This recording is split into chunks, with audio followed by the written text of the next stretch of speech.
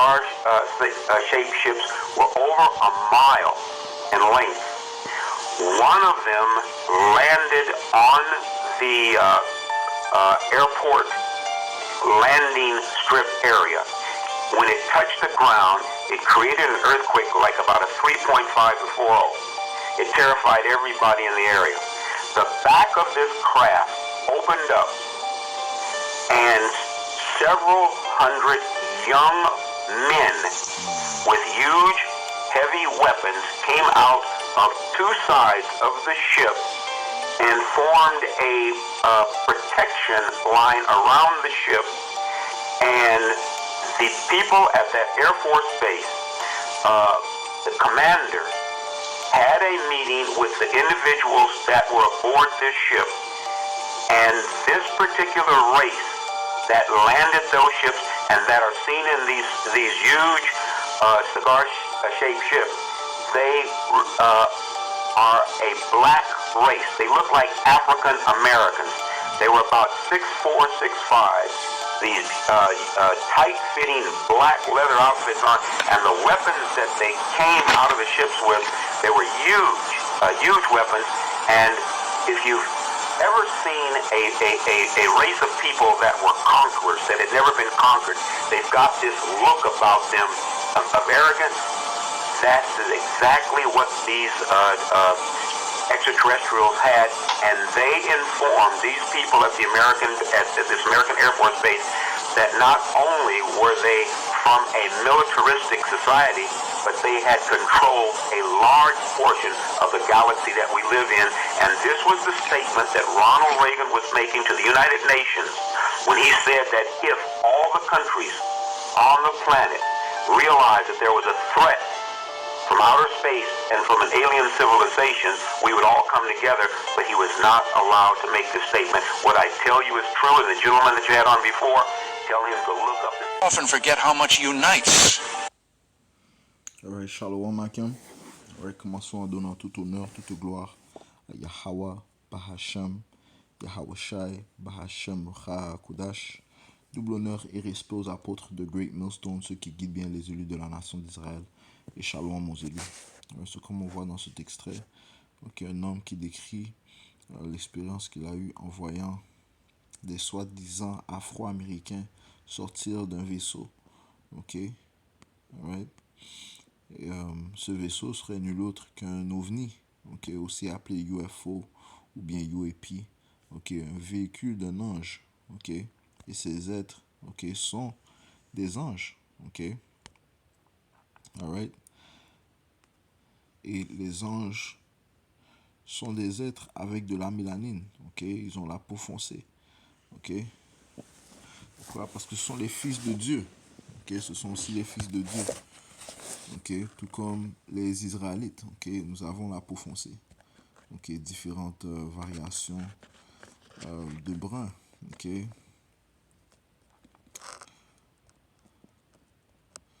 Ok. Donc, et le monde sera choqué à la venue de Yahushua, qui lui aussi est un soi-disant homme noir. Ok. Qu'est-ce qui prouve cela? Lorsqu'on va dans le livre d'Apocalypse, le premier chapitre, et le 13e verset, ça dit: au milieu des 7 chandeliers, quelqu'un semblable au Fils de l'homme, vêtu d'un vêtement descendant jusqu'aux pieds, ayant la poitrine ceinte d'une ceinture d'or. Sa tête et ses cheveux étaient blancs comme la laine, aussi blancs que la neige, et ses yeux étaient comme une flamme de feu. Ok, ses cheveux étaient blancs comme la laine. Ok. Verset 15, ça dit: et ses pieds semblables à du beau cuivre. Ok, on sait que le cuivre, c'est comme du bronze. Ok, brun. Ok, comme s'il brûlait dans une fournaise. Le brun dans une fournaise, le bronze dans une fournaise, ça devient brun foncé. Et sa voix comme le bruit de beaucoup d'eau. Alright, ceci fait référence à Yahushua. Ok, Yahushua, ainsi que tous les anges, sont des soi-disant noirs. Ok, ok. Et c'est ce que cet homme a vu. Il a dit qu'ils étaient jeunes, young men. Ok, ils étaient de haute taille. Ok? Et on sait par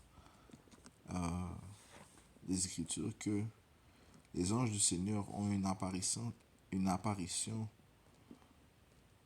terrifiante. Ok? Si on va dans le livre de Juges,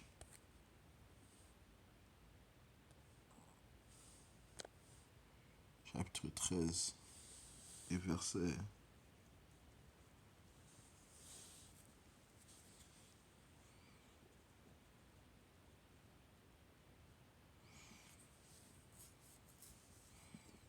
2, il y avait un homme de Zora de la famille des Danites dont le nom était Manoah et sa femme était stérile et n'enfantait pas. Verset 3, et l'ange du Seigneur apparut à la femme et lui dit, voici pour le moment, tu es stérile et tu n'enfantes pas, mais tu concevras et tu enfanteras un fils. Ok. Verset 6, alors la femme vint et parla à son mari disant, un homme de Dieu est venu vers moi et son aspect était comme l'aspect d'un ange de Dieu, très terrible, mais je ne lui ai pas donné d'où il était et il ne m'a pas dit son nom. Ok? So, l'apparence de l'ange de Dieu était très terrible. Ok? Il y avait une force. Ok? You know? Il y avait une force sur lui. Ok?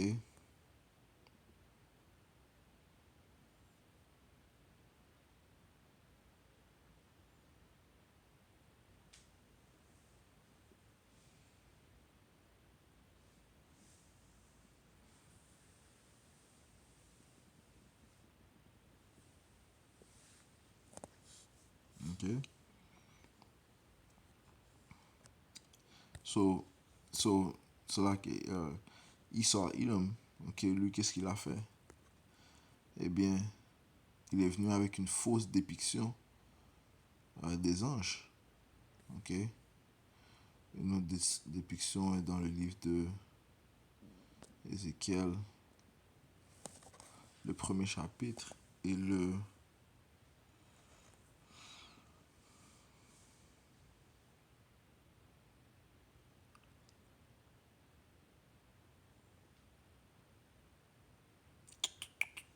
verset 4. Et je regardais, et voici un tourbillon venait du nord, un grand nuage et un feu s'entortillait. Il y avait une splendeur tout autour,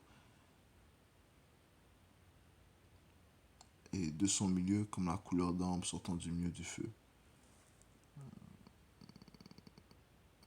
Et du milieu, ça parle du chariot du Tout-Puissant, et du milieu aussi sortait une ressemblance de 4 créatures vivantes. Telle était leur apparence. Elles avaient la ressemblance d'un homme, et chacun d'eux avait 4 visages, et chacun avait 4 ailes. Et leurs pieds étaient des pieds droits, et la plante de leurs pieds était comme la plante du pied d'un veau. Ça pourrait parler des souliers qu'ils portaient. Ok? Ils portaient des souliers qui avaient l'air comme si la plante du pied d'un veau. Ça dit, et ils étincelaient comme la couleur d'un cuivre poli. Ok? Sur la couleur de ces anges était comme un cuivre poli. Ok? Des soi-disant hommes noirs. Ok? Ok? Ça, c'est les êtres qui étaient avec le Tout-Puissant. Alright? So, comme je mentionnais plus tôt, il a changé. Il a changé l'apparence des anges. Ok?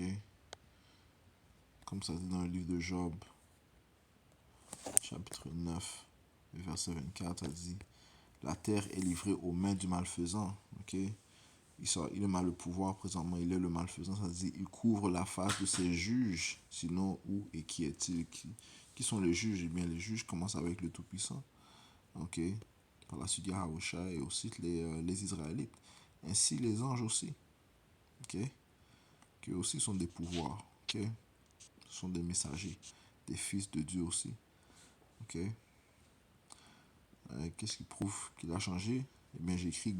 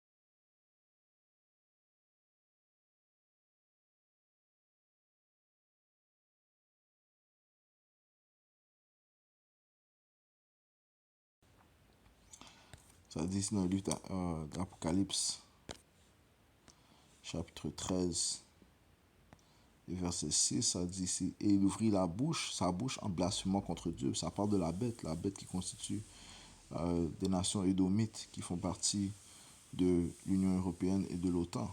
Okay? Et ça dit, il lui fut donné une bouche disant de grandes choses et des blasphèmes, et le pouvoir lui fut donné de continuer durant 42 mois, okay? Qui fait référence à 350 années que les Édomites ont mis le royaume de Juda et le royaume d'Israël en subjection. Okay? Notamment de 1619, okay? C'est le début de l'esclavage, okay? Du Triangle Slave Trade jusqu'à 1969, okay? Environ 350 ans, okay? Que nous étions en captivité et dans l'ignorance totale, okay? Avant que la vérité vienne. Okay? So, dès que la vérité est venue et le Seigneur nous a donné ses lumières et nous a, dans un sens spirituel, nous a libérés, libéré nos pensées de cette captivité. Okay? Lorsqu'il a envoyé ses prophètes, commençant par Abba Bivens. Okay, ça dit, verset 6, ça dit, et il ouvrit sa bouche en blasphémant contre Dieu. Okay? Comment est-ce qu'il a blasphémé contre Dieu? Eh bien, en créant cette image. Okay? Pour blasphémer son nom, okay, il a blasphémé son nom, il n'a pas donné le vrai nom du Tout-Puissant. Okay? Et son tabernacle, le tabernacle de Dieu, c'est qui? Ce sont les Israélites. Okay? Les soi-disant noirs, latinos et amérindiens. Okay? Il a blasphémé contre nous. Okay? En se proclamant lui-même comme étant le peuple de Dieu.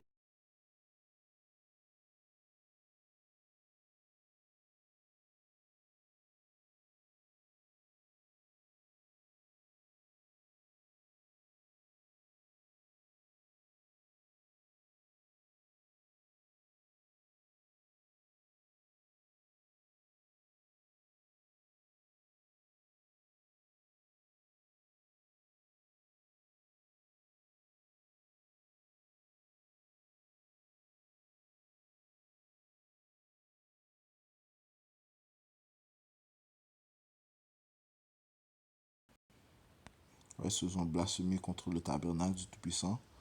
Okay? Et ça dit, et ceux qui demeurent dans le ciel. Ouais, se sont blasphémés contre ceux qui demeurent dans le ciel. Parlons de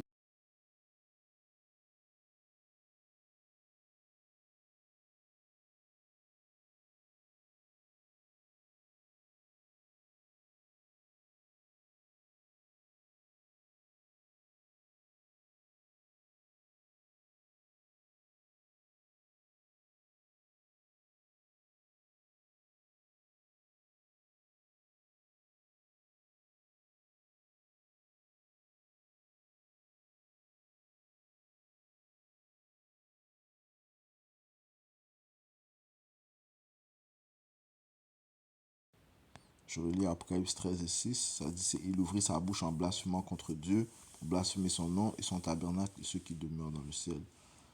Ok? Mais comme on voit dans la vidéo, ok? Il a dit que c'était des young men, comme si des Afro-Américains. Ok? Et ils avaient un regard comme si ils avaient conquéri le monde, man. Ok? Ok? Right? Et les anges sont très terrifiants. Yahushai va être terrifiant lorsqu'il va venir, ok, avec la fureur qui va venir, ok, pour mettre fin au royaume de Esau, Edom. Et ça dit clairement qu'il vient contre Esau, ok. Jérémie 49,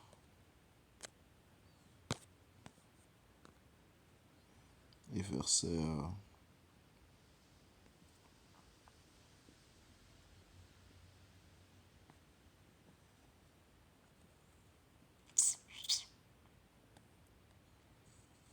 verset 22, voici, il montera et volera comme l'aigle et étendra ses ailes sur Basra Et en ce jour-là, les cœurs des vaillants hommes des dons seront comme le cœur d'une femme en douleur. Right? So Yahushua va être terrifiant. Yahushua va pas venir tout seul, il va venir avec ses autres frères. Ok? Incluant Michael. Daniel chapitre 12 et verset 1, ça dit à ce moment, slack, je vais aller Apocalypse 2. Daniel, le 12e chapitre, est un bon chapitre à lire aussi. Ça parle de comment Daniel sera présent aussi pour délivrer le peuple d'Israël, aider à délivrer le peuple d'Israël. Mais ici, c'est le parfait verset, ça dit Apocalypse 12 et verset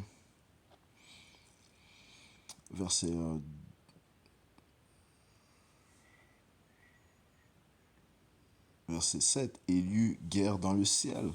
Michel, ou Michael et ses anges se battirent contre le dragon. Le dragon, c'est Esau. Esau et son système. Le nouvel empire romain. Constituant encore une fois des nations édomites de l'OTAN et de l'Union européenne, ça dit. Et il y eut guerre dans le ciel. Il y aura une guerre aérienne. Michael et ses anges se battirent contre le dragon, et le dragon se battait et ses anges. So, lui et son armée, le dragon et son armée vont se battre contre Michael et les anges qui vont être avec Michael. Et Michael va recevoir le commandement de Yahushua. Yahushua va recevoir le commandement du Père qui lui seul sait lorsqu'il va envoyer Yahushua pour délivrer le peuple d'Israël et de complètement détruire, d'anéantir le royaume des Édomites et des autres nations qui sont alliées avec les Édomites.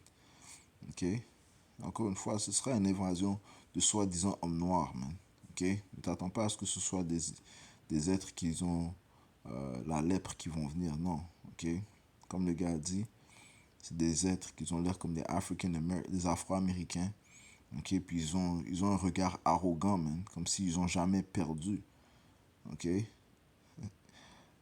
Ça dit le dragon se battait ses anges, verset 8, et ils ne l'emportèrent pas, et leur place ne fut plus trouvée dans le ciel. En aucun cas, est-ce qu'ils vont vaincre contre la puissance de Yahushua. Ça dit que les êtres des Édom vont devenir, leur cœur va être comme le cœur des femmes. Ils vont être troublés.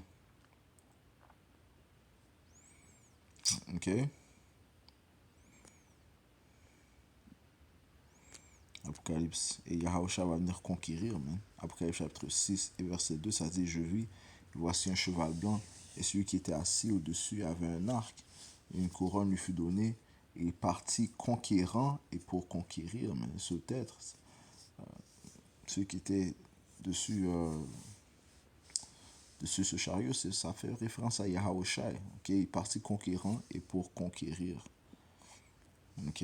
Apocalypse 19 et verset 11, ça dit, et je vis le ciel ouvert, et voici un cheval blanc, et celui qui était assis sur lui était appelé fidèle et vrai, et avec droiture il juge et fait la guerre. Ses yeux étaient comme une flamme de feu, et sur sa tête il y avait plusieurs couronnes, parce qu'il va venir renverser ces différents empires qui ont leur paradis présentement, man. Qui sont bien, incluant les Édomites. Ça commence par les Édomites. Mais il y a d'autres nations qui sont jouées avec les Édomites, man. Beaucoup de nations ishmaélites. C'est Moabites, qui soi-disant chinois. Ils se joignent avec Esau, man. Yahushua va venir mettre fin à leur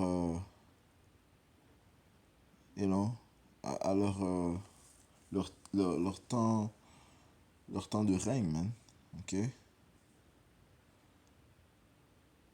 Ça dit, et sur sa tête il y avait plusieurs couronnes, et il avait un nom écrit qu'aucun homme ne connaissait que lui-même, Seuls les élus vont connaître le nom de Yahushua. Yahushua étant la tête du temple, la fondation du temple.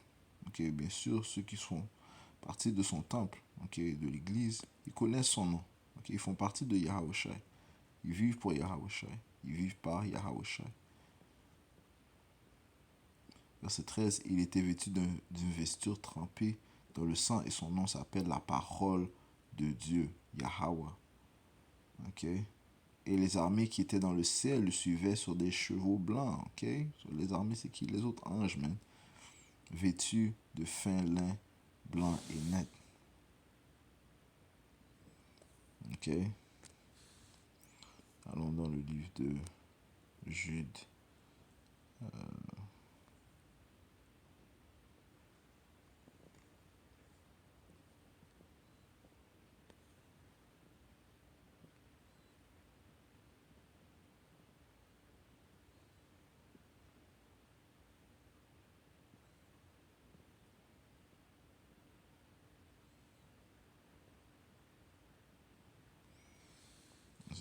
Jude.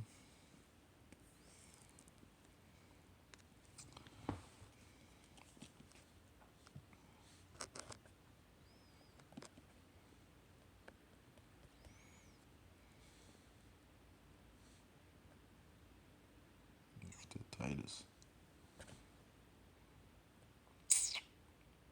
Non, c'est Jude. Le livre de Jude, chapitre 1, verset 14, ça dit ici. Et Enoch aussi, le septième depuis Adam, a prophétisé ces choses en disant, voici le Seigneur vient avec des dizaines de milliers de ses saints. Ouh, ce sera une invasion. Ok, une invasion va se produire. Ok, ils vont envahir la maison du voleur, comme le dit le livre de Zacharie, le 5e chapitre. Man. Ok, les chariots du Seigneur vont envahir la maison du voleur. Qui est le voleur? Ces autoproclamés en blanc, ces édomites, man. Ok, ces imposteurs. Ok, ceux qui ont blasphémé contre le Saint-Esprit. Voici le Seigneur vient avec des dizaines de milliers de ses saints pour exécuter le jugement sur tous et pour convaincre tous ceux qui sont impies parmi eux de toutes leurs actions impies qu'ils ont commises de manière impie et de tous leurs durs discours que les pécheurs impies ont dit contre lui. Right? Ils vont fermer leur bouche lorsque Yahushua va venir, okay, avec les milliers d'anges. Okay?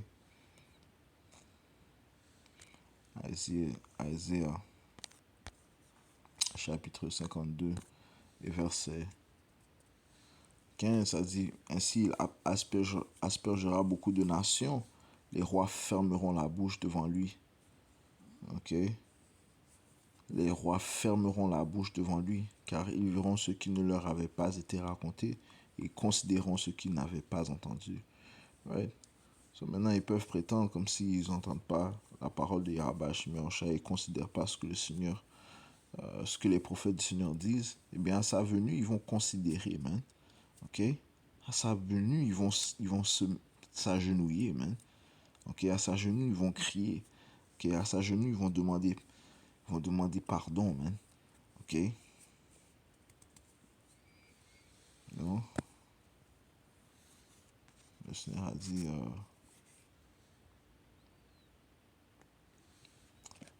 il n'y a pas de pitié pour l'impie, man.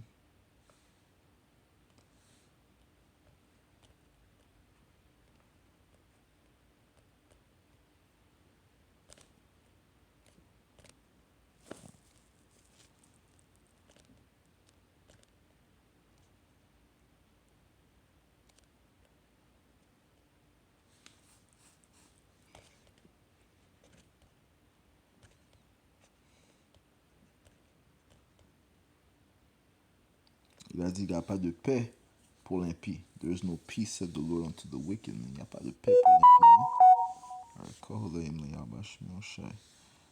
Ok.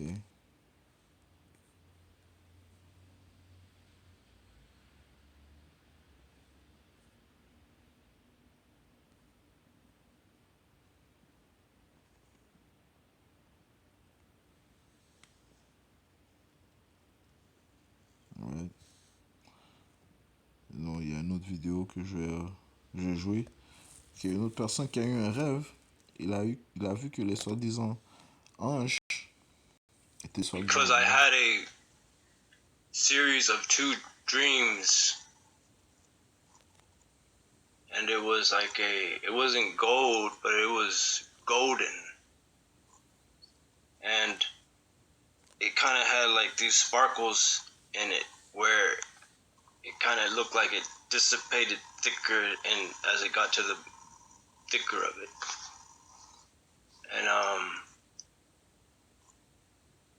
And that's when you feel the presence of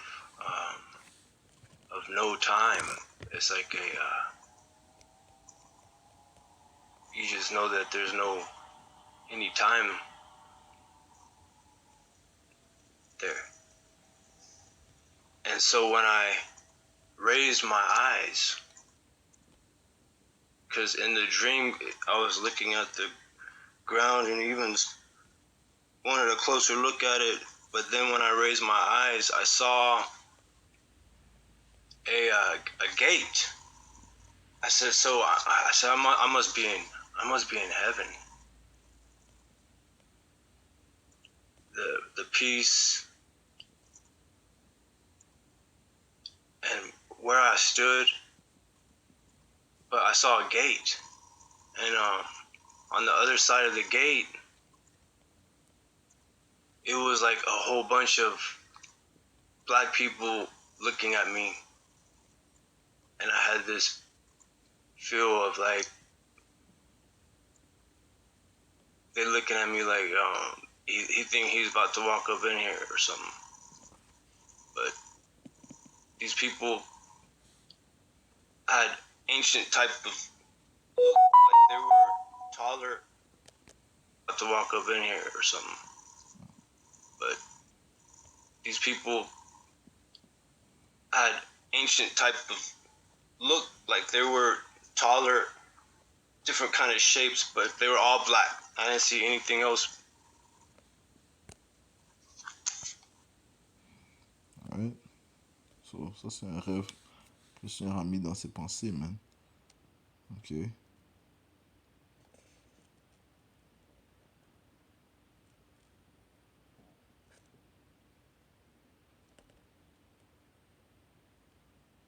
Ok. Ouais, il a vu que les anges étaient des soi-disant hommes noirs, man. Ouais, et ceux qui croient pas, eh bien, vous allez le voir, man. À la venue de Yahawashi. Je vais conclure en donnant tout honneur, toute gloire à Yahweh, Bahashem, Yahawashi, Bahashem, Kudash. Double honneur et respect aux apôtres de Great Millstone, ceux qui guident bien les élus de la nation d'Israël. Shalom aux élus.